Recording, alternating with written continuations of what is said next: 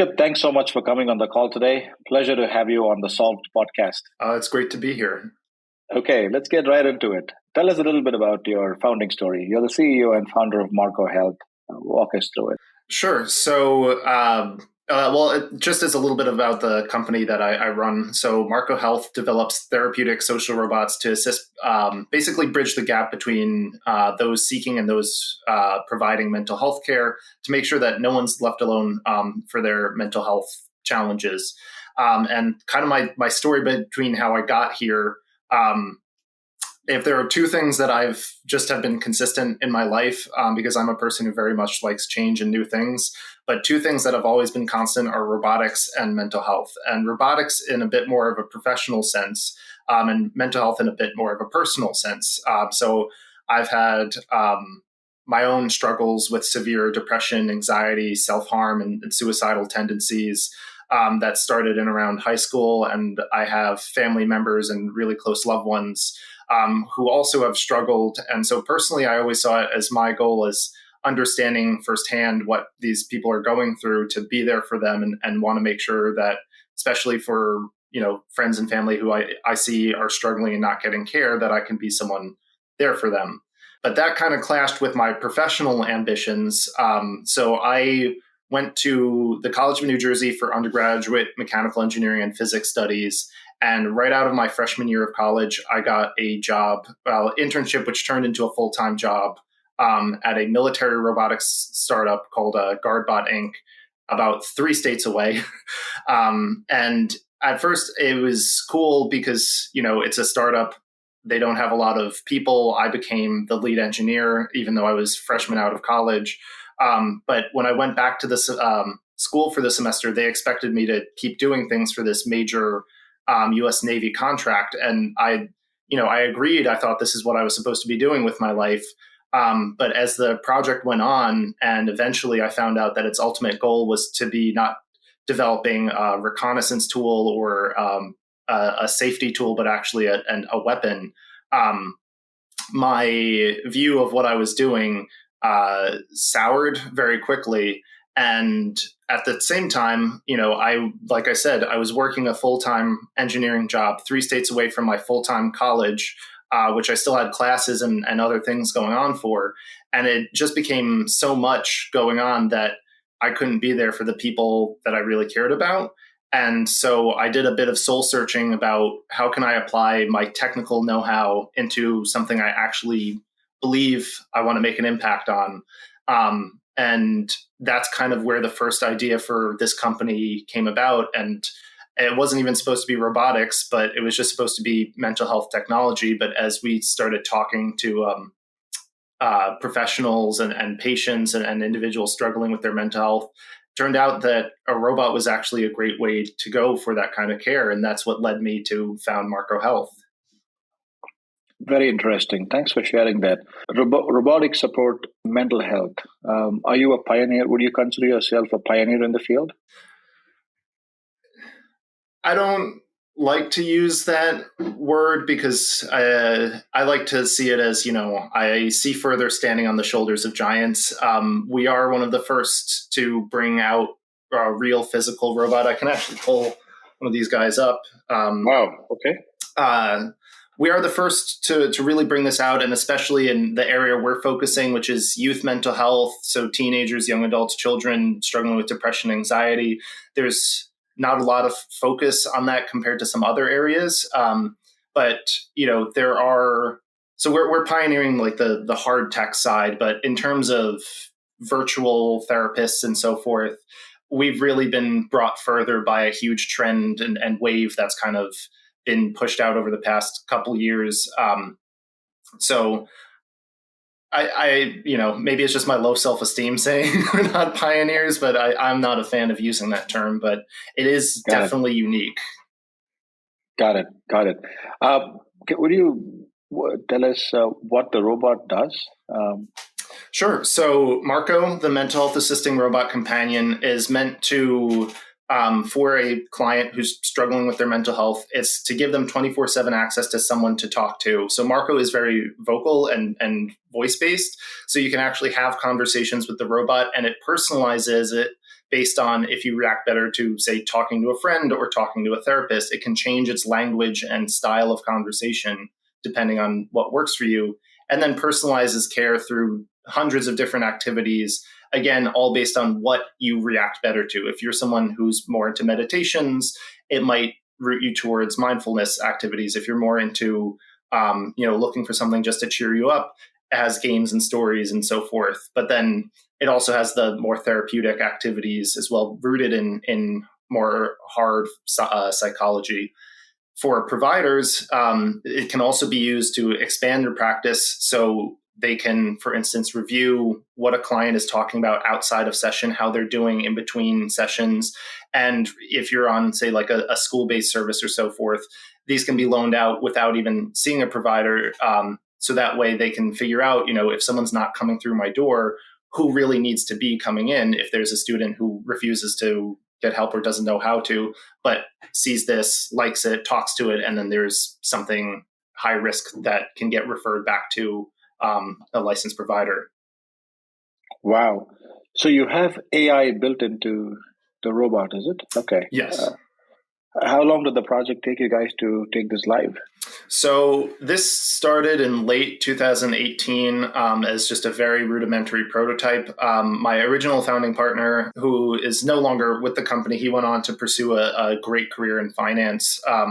But he and I entered into a business plan competition at our school, and we actually placed first. So we got $30,000 in like really early pre-seed funding that we were able to build a small team, get a patent, and start doing some clinical research with our prototype. And after that, we started building up our first sales, getting some bigger partnerships, and then COVID happened, and everything kind of got shut down for basically 2 years because it was, aside from the fact that we work primarily with schools, which were all shut down, supply chain issues also made building more of these guys practically impossible. But just in the past couple months, we've seen some of the biggest strides yet. Our team has grown. We now have 6 executive members and 15 contract/part-time members around the world. And we've started a formal seed raise, and we're about 250,000 into that seed raise as well. So even though this has been going on for about 4 or 5 years, it's the past 6 months really where the most has happened. Wow. Can you buy this product off shelves, or it has to be prescribed? No. So currently, Marco is not a prescription medical device. We're working to get FDA and similar medical device clearances globally to be able to have it in that capacity. But currently, as a wellness/support tool, Marco is available off the shelf. We do have an e-commerce site, which is linked on our main website, that anyone can just go and buy a Marco if we have it in stock. Of course, if we're working with a provider or so forth, we may make it a little bit more formal for a way that they can give out these units to clients. This must be costing thousands of dollars, yeah? No. So that's actually kind of back to my personal vision for it. So we have 2 models. This particular one is more of the professional model. Currently runs for $880 per robot. Wow. We have a more consumer-friendly model, which currently is at $499 per unit. We're trying to get that down because what we really believe in is accessibility and affordability for mental health care, breaking down the barriers, especially before we can get insurance coverage for these units. Got it. So would you say Marco is playing into the pets space, because pets are also used as antidepressants? And yeah, so that's a great question. So it's kind of like a spectrum, right? So people do use pets as emotional support animals. There have been studies of using robots that simulate pets for those who either can't take care of one but still want the experience, or are allergic, or there is a robotic seal called Paro, which is used for elderly Alzheimer dementia care. Obviously, you can't bring in a seal that it's based on a real one into an assisted living home, but it still gave the same support. So we're trying to be a little bit further away from that, and not just be, because a lot of that emotional support just comes from the interaction with something that responds to touch and just giving a comforting feeling, and move towards something that can provide what our target clients and users, which are again primarily teens, young adults struggling with their mental health, are looking for, and that's someone to talk to. So we want to Mm, still give that tactile, loving, comforting cuddle sensation, but also the core of what people are looking for, which is that conversation, that dialogue. it's true. Loneliness is a big is the epidemic in the country, right? It's a bit, research has consistently shown the effects of people being lonely, and that applies to all age groups, but specifically people between 40 and 50. I think that's one of the latest research that comes out. So this, I'm sure this will be a very useful tool um, that people could buy and hopefully come out of what they are dealing with. Yeah, I mean that's our goal, that's our mission, and while I say our target is younger, we've seen Marco work with as young as first grade and as old as Wow. 65 plus, with great successes, and since we're a very since this is a very personal mission to me. We kind of continually run a feedback program. So if there's ever anyone who, just wants to try it out and maybe it's not for what we initially intended, like you said, an older individual with Right. loneliness, we'd love to be able to say, hey, we can either give you a steep discount if you want to keep it, or a loaner unit. Just give us some feedback on how well we're actually supporting you with this. Wow. Wow. I'm sure I'm going to recommend this product to a few people I know. Sounds very Awesome. interesting. Um, Jacob, moving on, this project could not have happened unless you had the background to this. You're passionate about it. This has been your mission, and there is a lot of purpose around what you do because obviously your academic background was different. As a company, we are also purpose centered, and we talk to founders who build companies with purpose at the core. We are an employment agency as well, and that's our motto. That work means more. It's both a gift and an opportunity. And our pitch to employers is that we'll help you find the most passionate and purpose driven employees that helps you drive better productivity, happier employees. They believe in your mission, and so on and so forth. And purpose is like I said, purpose is at the core of what we do. For the podcast we do with you right now, as you know, you get to choose one of the nonprofits you can donate to. We'll donate on your behalf because you came on the podcast. Every time we hire somebody with an organization, we sponsor a girl in need of an education and so on and so forth. Wow. Um, Talk to us a little bit about the importance of purpose for you personally, and if it's helped you as an organization when you embraced purpose.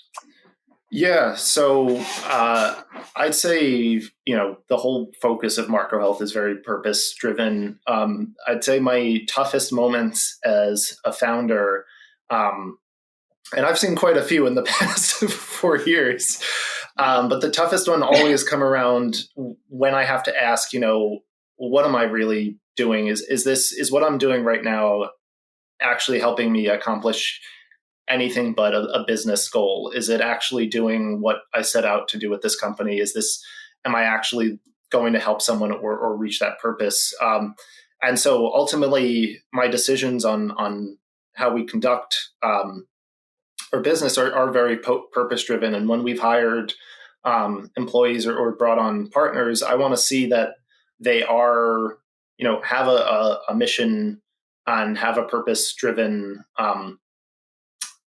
I guess view Mindset. mindset, yeah, or viewpoint. So I've had extremely qualified candidates who just seem to be looking for a job, and no offense to them, but I think their services could be better served to a company where they come on board on an interview and was like, wow, I want to push this. I've even one of my best former employees, she came on in an interview and was basically like, I didn't believe this technology could work, but I've been thinking about it and I want to take it to where it can. and she did incredible work because she was very mission driven in making it into something, even though at first she didn't believe it. So for me, it's the number one thing, because if you don't, come in every day and or when thinking about your job and go, I think I'm actually doing something important, and this is, accomplishing a personal goal for me, that there's a purpose to what I'm doing. It's just absolutely devastating to performance, mental health, and the company in general. Right. Yeah, absolutely. Great. Because you said that's a part of your hiring process, right? You ask employees, if you try to find out if the candidates you're interviewing, are purpose driven. How do you find out? Everybody likes to say that they are purpose driven. What's a classic question that you ask to uncover this? That's a tough one, because I usually look for the more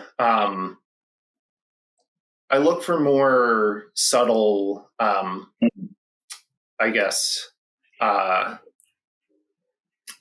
cues. So a big one for me has been body language during the interviews, just comparing how the